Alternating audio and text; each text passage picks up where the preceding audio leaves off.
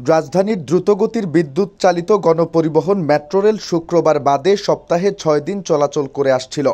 তবে এবার থেকে শুক্রবার যাতে যাত্রীদের সেবা দেওয়া যায় সে লক্ষ্যে কাজ করছে মেট্রো রেল পরিচালনাকারী প্রতিষ্ঠান Dhaka mass transit company limited.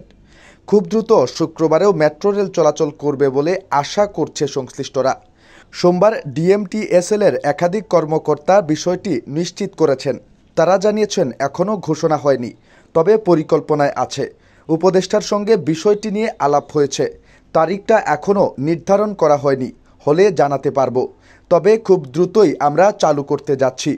তারা আরও জানিয়েছেন শুক্রবার মেট্রো রেল চালুর বিষয়টি নিশ্চিত, খুব বেশি সময় লাগবে না। ইতিমধ্যে স্টেশন কন্ট্রোলার, ট্রেন অপারেটর সহ অন্যান্য যেসব কর্মী কাজ করবেন তাদের ডিউটির জন্য রোস্টার তৈরি করার নির্দেশ দেওয়া হয়েছে।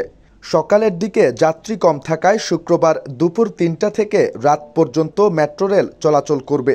এ বিষয়ে ডিএমটিসিএল এর ব্যবস্থাপনা পরিচালক এএমএন সিদ্দিক বলেছেন, আমরা বিষয়টি নিয়ে কাজ করছি। আজকেও আমরা ভিজিটে যাব। আমাদের আরেকটু সময় দিতে হবে। শুক্রবারের পুরো সিস্টেমটা সাজাতে হবে। তবে আমরা চালুর বিষয়ে কাজ করছি, এইটুকু আপাতত বলতে পারি। বর্তমানে সকাল ৭টা ১০ ও ২০ মিনিটে উত্তরা উত্তর মেট্রো রেল স্টেশন থেকে ছেড়ে যাওয়া দুটি ট্রেন এবং মতিঝিল থেকে রাত ৯টা ১৩ মিনিটের পর ছেড়ে যাওয়া ট্রেনগুলোতে শুধুমাত্র এমআরটি পাসধারী যাত্রীরা ভ্রমণ করতে পারেন।